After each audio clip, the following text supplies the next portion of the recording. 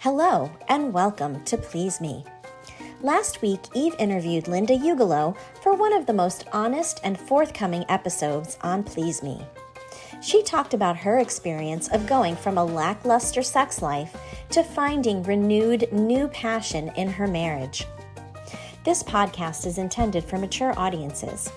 Eve is a licensed sexual health physical therapist on a mission to destigmatize conversations about sex. Please sit back and surrender to the pleasure of Please Me. Who's looking for a sexy date? SDC.com is the premier ethically non-monogamous dating site that also houses a wealth of information regarding sexuality and sexual health. Join the Please Me Health Collective on SDC.com and listen to Eve's free live webinars. Use code 37340 for a free trial membership. Maybe you're in the market for some sexy toys to add some spice to the bedroom. Check out the Organic Lovin' link for the best online store for sex toys, lubes, and more. It really starts with a feeling. Often it's about how you want to feel in your body and not how you want other people to see you or experience you, but how you want to experience you. And that can be sexual, that can be bold, that can be powerful, that can be soft. Whatever it is that you want to feel, you can start from that place and craft an experience around that and then capture it. Are you suffering from erectile dysfunction in silence? Are you embarrassed by premature ejaculation? Is it hard to get an erection that is long enough for penetration or that lasts long enough to satisfy your partner and yourself? Just know that you are not alone and that 20% of men suffer from erectile dysfunction in their 20s, and it goes up 10% per decade. So 50% of men in their 50s will have some form of erectile dysfunction. My name is Eve Hall, a licensed physical therapist who treats conditions such as erectile dysfunction and other sexual health conditions. I'm here to tell you that there is a solution to erectile dysfunction, and I offer the gold standard in my practice called Inspire Health Physical Therapy and Wellness. I have a full protocol to get your sexy back, so know that I am here to help. Just know that there is no shame in having any sexual health condition, including erectile dysfunction. If that is you, be sure to reach me on SDC.com and leave me a message there, or reach me on pleaseme.online to listen to my podcasts, or to leave me a message and book an appointment today. Hello, and welcome to Please Me, the podcast that aims to destigmatize conversations about sex by turning the sheets into our classroom. Today, I am interviewing the most amazing woman, and I am so excited to introduce you to her. Her name is Melissa Ushtchenko, and she is a self-portrait photographer, and she specializes in boudoir self-portraits. And I am so excited to talk to you about this. I have seen a lot of boudoir portraits, and I think they are just incredible. And I just can't wait to explore this topic with you. I've always actually wanted to get pics like that, but I feel, I don't know, in front of the camera with someone else being there, it's a little bit different because I do a lot of selfies and nobody's in the room with me. Somebody else being there and finding the right angles and all of that, I'm sure is really fun. Tell me what brought you to this career path. I used to take photographs of other people. I did retreat and brand photography. And then the pandemic hit and I was at a loss for what to even do with my camera, and call it like a moment of divine inspiration, because I woke up one morning and just thought I needed to take a self-portrait. Had not taken self-portraits before that moment, but decided I needed to do it then. And that kind of just kickstarted something. The first ones were just not good, but that's how you start things. And after that, I just had this I would just have this vision of what I wanted to create for the next picture. And it just snowballed from there. And I knew that it was something beyond just snapping a selfie, which is still great and still fun. But for me, it felt so significant to make this an actual practice of like self-reflection. And it's like meditation and journaling, but in a visual format. Okay. And do you mix it with journaling? Do you take pictures and then add words to it? Or do you do this? How do you document yourself? Yeah. Let's start there because I know you have lots of clients and all of that, and we'll get into that in a minute, but I want to know about you. So for my own process, I don't really mix it with words. Like I might be journaling anyway in my life. And then I also do the self portrait around events or feelings or moods. But usually I will just take the photos and let them speak for themselves. And I think it's really powerful to wait a little bit before you actually look back on the photo because you have that interesting, like, third party perspective of your own experience that you created for yourself. So it's a good way to reflect on what you were feeling and experiencing in the moment of capturing the self portrait. I love that idea that you wait to look at it because we're so self critical. I know I am. And I always am looking for that, what I call the money shot. You know what I mean? Like the one that I look the best in. That's the one that I want to look at. And the rest just get boom deleted. But if you're documenting an experience and you take, I don't know, 10 pictures of that same experience, and each one is going to be different, and you don't look at it initially and self criticize, but you go back and look at it later and see the experience itself happening.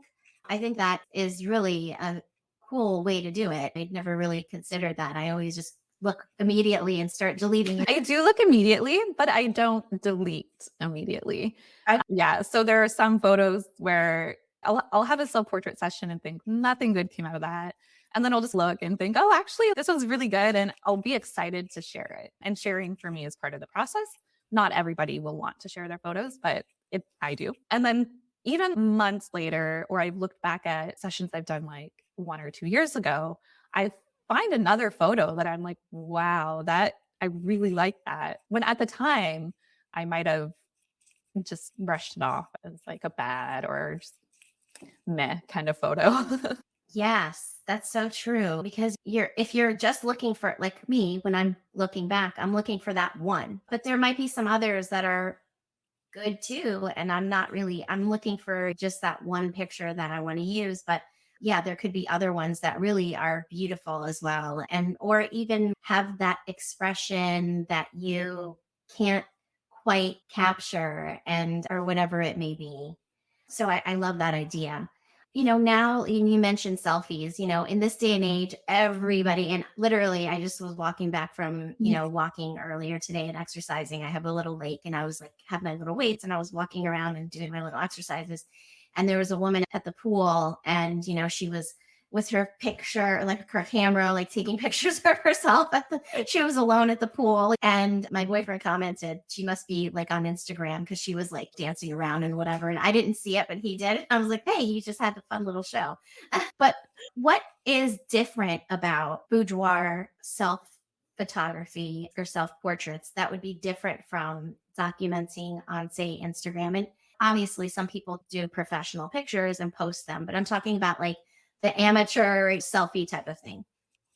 So I think um, there are some similarities that make them both great. One, they both build confidence in you seeing yourself and you just showing up in a certain way in the world, however that is for you. With boudoir self portrait specifically, the fact that they're this completely solo experience is what makes them very powerful because most of the time in the world, we are always with people, we're observed by people, our behaviors and thoughts and opinions are shaped by how we're raised, who we surround ourselves with, the towns we grow up in. And very few of us actually just take time or ever have the opportunity to just exist completely by ourselves.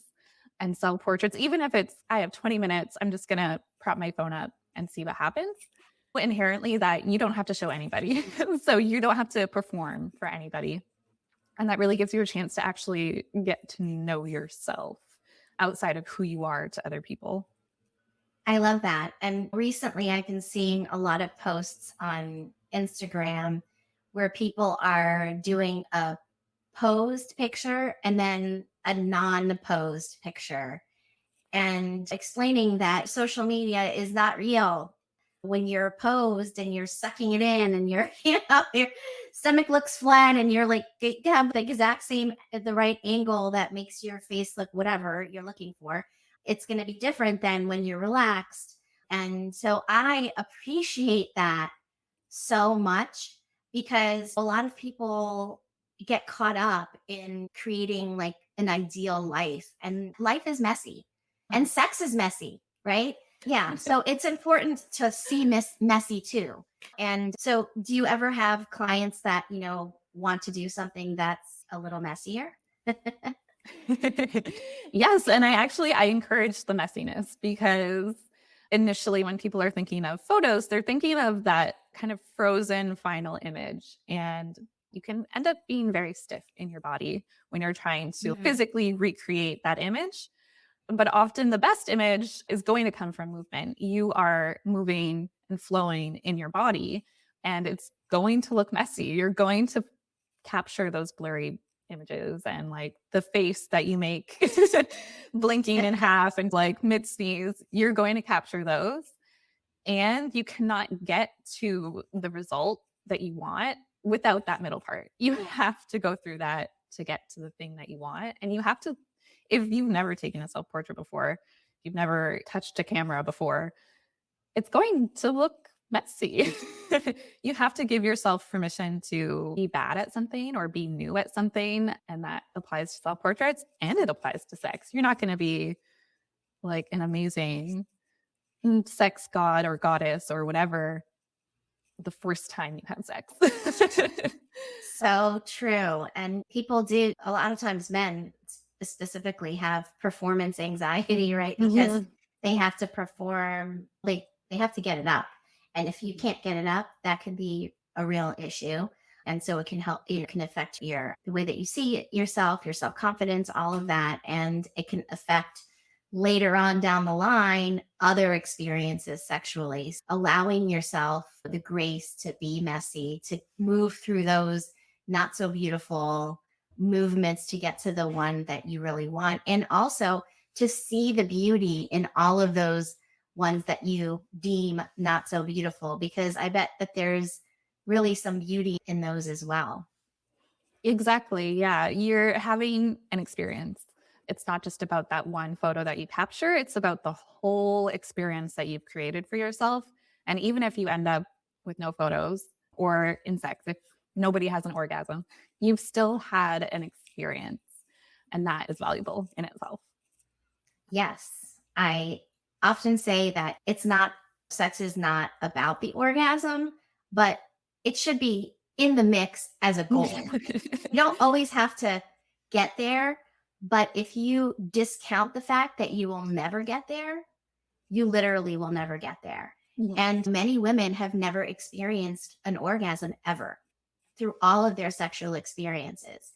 And so a lot of this podcast is about teaching people how to communicate with one another to get your needs met, to tell your partner what works for you, and to not be shamed about expressing those feelings or wanting to use that toy that gets you there when you're by yourself. I would think that your clients benefit very much from these self portraits by creating that confidence in themselves physically, and then that could translate to being able to communicate. Give me an example of a client that you've worked with that would transform them. Can you do that?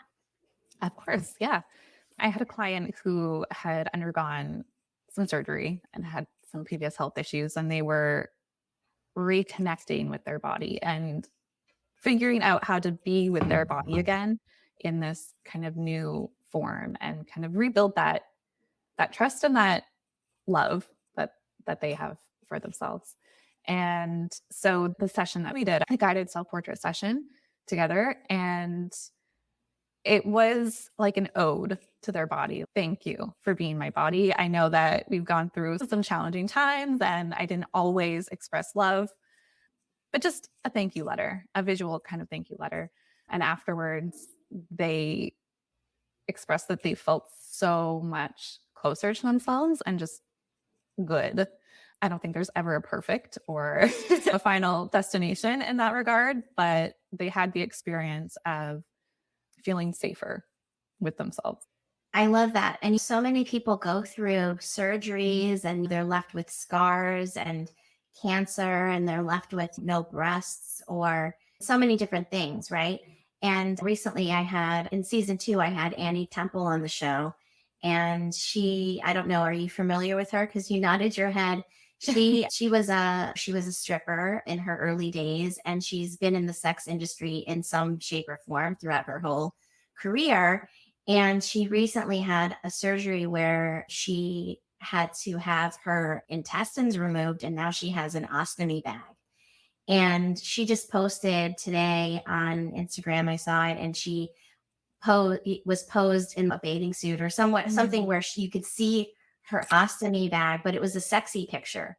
And so that just reminds me of what you're saying, an ode to your body. Thank you for helping me to maneuver in this world and to continue living my best life, regardless of whether I have an ostomy bag or no more breasts or no more hair or whatever that may be for you. It's so important to honor your body at all stages of life, not just when you're perfect in your 20s. Yeah.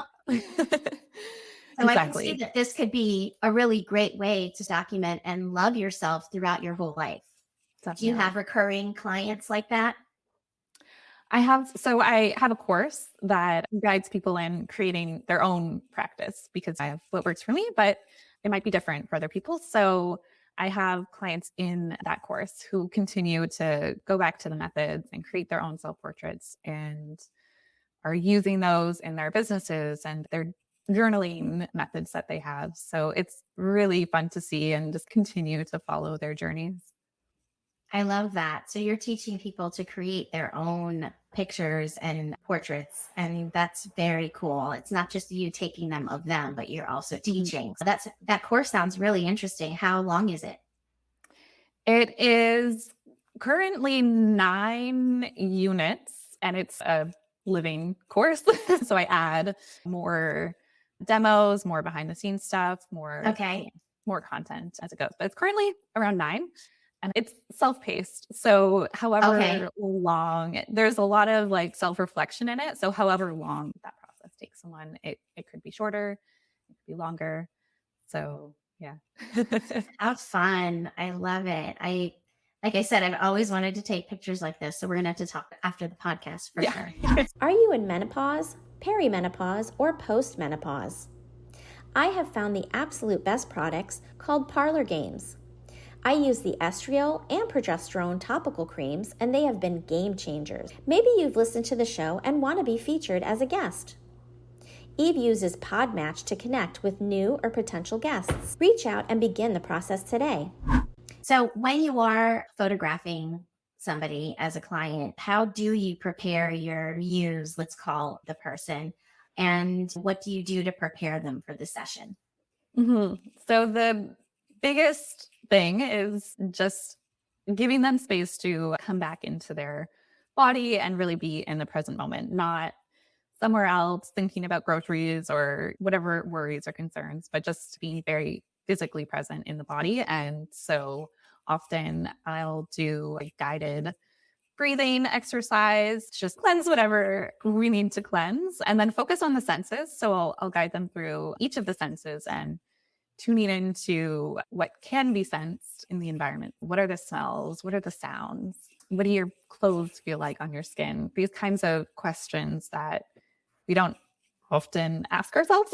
And really actually make you think, oh, okay, what does that feel like? Or how many individual sounds can I pick out around me? And that really just anchors you in to your body and the senses, which ultimately is what we need to do for boudoir because it is a very sensual experience. So just tapping into that sensuality is what's going to give the best results and the best experience. Amazing. And you're right. It's all a sensual experience. And I'm sure that you create a space of sensuality too. Can you tell me, you mentioned the smells. Can you tell me what it looks like when you walk into a session? Hmm. So it can be different for everyone, but I'll guide people to have items that bring out the feeling that they want to tap into. And that could Okay. change day to day. If it's a sexual energy, then we'll want things that make them feel that way. Maybe it's candles, maybe it's leather, maybe it's dim A lighting, cross. maybe it's, yeah, it could be a crop, could be stilettos, could be sneakers, like whatever for each person makes them feel sexy. And music, I think, is always a good one. So I Yes. like have a custom playlist for each person. Oh, Um, nice. yeah, yeah, it's super fun.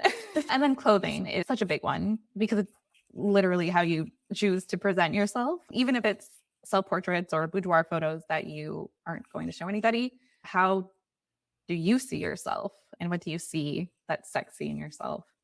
Could be makeup, no makeup, however you do your hair, could be lots of clothing, no clothing. So I guide each client through crafting whatever that is for them. I love that. And you can be as buttoned up as you want to be or completely nude. Exactly. Yep. Okay. For couples, I could see how this could really enhance their sex lives. Can you talk about that a little bit? Definitely. So if we are just coming from the perspective of self-portraits that you do on your own, each person is going to be able to connect with themselves more and actually build their own sense of like confidence and self-assuredness. And that allows you to show up in other places with people just more confidently and more honestly for yourself. Self-portraits for me really helped me understand my own feelings and what feels good to me. And then understanding that for yourself helps you learn how to express that to other people. So when you show up with a partner for a sexual experience, you can actually tap into your body and say, actually, this doesn't feel good for me right now. Let's try this. Or I would really love to experience like soft, sensual touching right now. Like you can tap into what that is more easily. And that's key for being able to communicate it with other people. I love that it helps you to tune into what you need yourself in order to communicate to others because you will never get your needs met if you're not able to communicate your needs to your partner. And a lot of people have such difficulty with expressing themselves. It's almost like a block. I know because I used to have a block myself where I literally couldn't, words couldn't come out of my mouth to express how I felt in my early relationships. And so I always talk about communicating with your partner. And I also think that these photographs can be a beautiful gift to your partner. And if you're in a partnered relationship with a man, men are very visual, women are too, but men are specifically very visual. So having something tangible like that to look at can be really hot. Oh, definitely.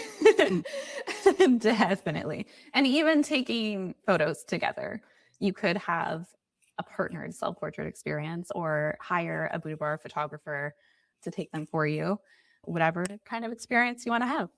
That's true. That's true. And you specialize in self portraits, but I'm sure, do you also do couples as well? I haven't shot any couples, but Okay. I would. Yeah. Yes. Yes. Of Why course I not? would. That would be so fun. Yeah, absolutely. So, yeah, we'll have to connect you with the community that loves to do boudoir Yes. I'm there. pictures. Oh, I forgot. I have one more question that I asked my guests, and this is season three. And in season one and two, I was asking my guests what their favorite sex position was, and I got tons of amazing answers. And this season three, I'm asking my what tools do you bring into the bedroom to make it more spicy? There are lots of great physical tools, of course, but for me, the thing that allows me to make it as spicy as possible are actually the soft skills and building your own sense of self trust and safety within your body and understanding what good, safe, pleasurable feels like for yourself. And then when you're with other people, you know exactly what you want and what you need, and you can communicate that with other people. I love that. And I love the way that you put that you bring your soft skills, and masturbation is one of those soft skills that I think is so essential to really understanding what makes you tick. And if you don't know what makes you tick, how can you expect someone else to figure that out on their own? They can't feel what you're feeling. You have to know how to climax on your own. And so, absolutely, I love that tip. So, thank you so much. So, I want to make sure that my audience, my listeners can find you. So, please let us know where we can find you. Sure. So I'm very active on Instagram. My handle is by Melissa Claire. And then all my self-portrait and self-expression work is at the uncensoredself.com. And that's where you can find information about my course and my guided sessions. And then I also have a blog with a lot of just helpful thoughts and resources. Lovely. So the uncensoredself.com, make sure you check it out. She is a wealth of information and lots of sexy visuals, I'm sure. So I'd like to just say that you can consider supporting the show. You can go to pleaseme.online and support the show. And I appreciate you being here today with me, Melissa. Thank you so much for having me. Of course, this was so much fun. Until next time, looking for the best live streaming or podcast recording site? Look no further than StreamYard. Get $10 off your first purchase. For podcast hosting, Buzzsprout is the absolute best option out there. Get $20 off your first purchase. Feel free to call me on the OWL app. Use code EH576472 for $10 free to use on the best networking app around. Give me a call. See all links and info in the show notes.